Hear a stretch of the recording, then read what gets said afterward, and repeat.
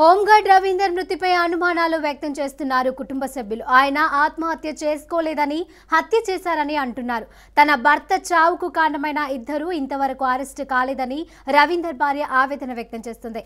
రవీందర్ మృతదేహం ఉస్మానియాలోనే ఉంది. Post mortem చేసేందుకు కుటుంబ సభ్యులు నిరాకరిస్తున్నారు. అయితే రవీందర్ కుటుంబ సభ్యులను ఒప్పించే ప్రయత్నం చేస్తున్నారు పోలీసులు. ఈ క్రమంలో ఉస్మానియా దగ్గర ఉద్రిక్తత నెలకొంది. ఉన్నతాధికారుల వేధింపులు, జీతాల ఆలస్యంతో ఆత్మహత్య యత్నానికి పాల్పడ్డ హోంగార్డ్ రవీందర్ చికిత్స పొందుతూ మృతి చెందాడు. కిడ్నీలు, లీవర్ డ్యామేజ్ అయినట్లు వైద్యులు చెప్పడంతో మెరుగైన వైద్యం అందించేందుకు ఆయన్ను 2 రోజుల క్రితం DRDOకి తరలించారు. రవీందర్ మృతి చెందడంతో మృతదేహాన్ని పోస్ట్ మార్టం నిమిత్తం ఉస్మానియా ఆసుపత్రికి తరలించారు.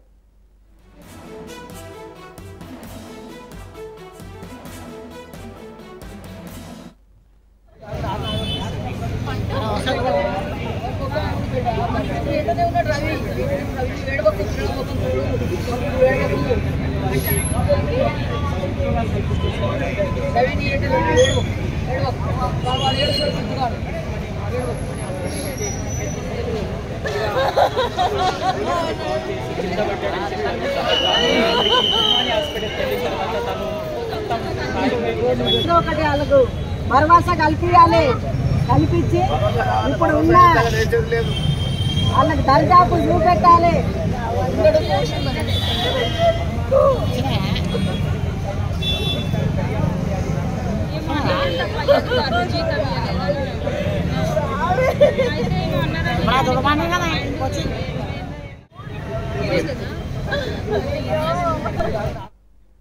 భర్త మృతితో కన్నీరు మున్నీరుగా విలపిస్తోంది రవీందర్ భార్య సంధ్య. ఉస్మానియా ఆసుపత్రి ముందు బైఠాయించిన ఆమె తమ పిల్లలకు న్యాయం చేయాలని, ASI నరసింగరావు, కానిస్టేబుల్ చందులపై కఠిన చర్యలు తీసుకోవాలని డిమాండ్ చేస్తుంది.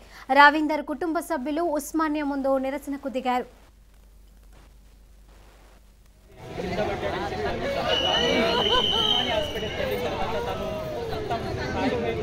ఒకటి అలాగూ భరోసా కల్పించాలి. కల్పించి ఇప్పుడు ఉన్న వాళ్ళకి దర్జాపు చూపెట్టాలి.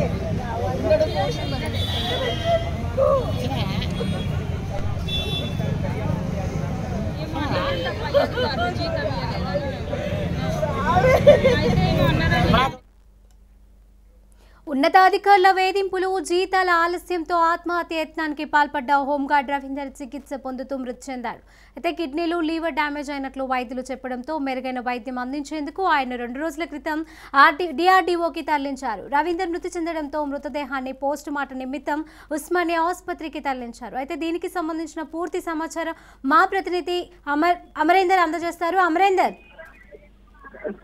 Thank you Sirisha. ఉస్మానియా ఆసుపత్రిలో ఇంకా పోస్ట్ మార్టం రవీందర్ది కాలేదు, ఎందుకంటే పోలీసు క్లియరెన్స్ కావాల్సింది. దీంతో వాళ్ళ భార్య సంధ్య పోలీస్ క్లియరెన్స్ పై సంతకం పెట్టాల్సింది. ఆమె పూర్తిగా నిరాకరిస్తుంది. రవీందర్ కుటుంబానికి సత్వర న్యాయం జరగాలంటే కూడా ప్రస్తుతం ఉస్మానియా జనరల్ ఆసుపత్రి ముందు పూర్తిగా బైఠాయించి దాదాపు ఇప్పటికి 6 గంటలు కావస్తుంది. 6 గంటల నుంచి కూడా ఆమె ఇంకా బైఠాయించే ఉంది. పోలీసులు నచ్చజెప్పే ప్రయత్నం చేస్తున్నారు. ఇప్పటికే ప్రతిపక్ష నేతలంతా కూడా ఒక్కొక్కరిగా చేరుకుంటున్నారు. కేఏపాల్ తో పాటు ఇటు TPC చీఫ్ రేవంత్ రెడ్డి, మరోవైపు బీజేపీ నేతలు కూడా ఆమెను పరామర్శించారు. వాళ్ళ కుటుంబానికి ప్రగాఢ సానుభూతిని తెలిపారు. అయితే పూర్తిగా హోంగార్డ్ రవీందర్ ఆత్మహత్యకు కారణం మొత్తం ప్రభుత్వమే అంటూ కూడా ఎద్దేవా చేశారు.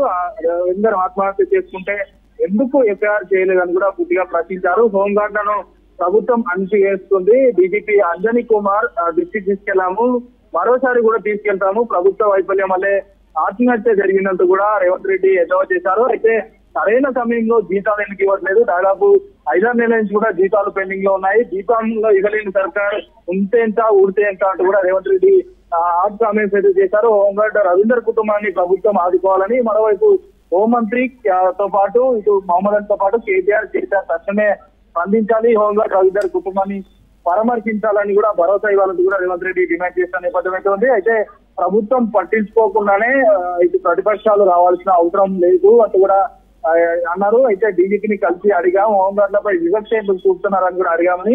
రవీందర్ ఆత్మహత్యకు కారకులైన వారిపై FIR తో పాటు క్రిమినల్ కేసులు పెట్టాలంటూ కూడా డిమాండ్ చేశారు. హోంగార్డ్ రవీందర్ కుటుంబ సభ్యులకు సంబంధించి వాళ్ళ కుటుంబ సభ్యులకు కొడుకులకి ప్రభుత్వం దారి చూపాలి.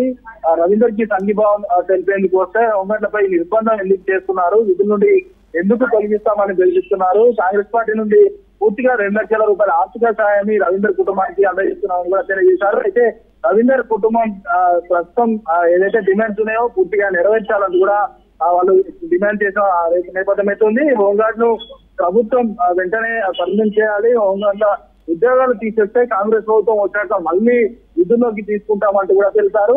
20 లక్షల ఎగ్రాషియా రవీందర్ కుటుంబానికి వెంటనే ప్రభుత్వం ఇవ్వాలంటూ కూడా రేవంత్ రెడ్డి డిమాండ్ చేసిన నేపథ్యం అయితే ఉంది. అయితే ప్రధానంగా చూసుకుంటే హోంగార్డుల డిమాండ్ ఏదైతే క్రమబద్ధీకరణ చేయాలంటూ కూడా 2017లో సీఎం కేసీఆర్ కూడా అసెంబ్లీ సాక్షిగా మాట్లాడారు. ఈ హామీని వెంటనే నిలబెట్టుకోవాలి.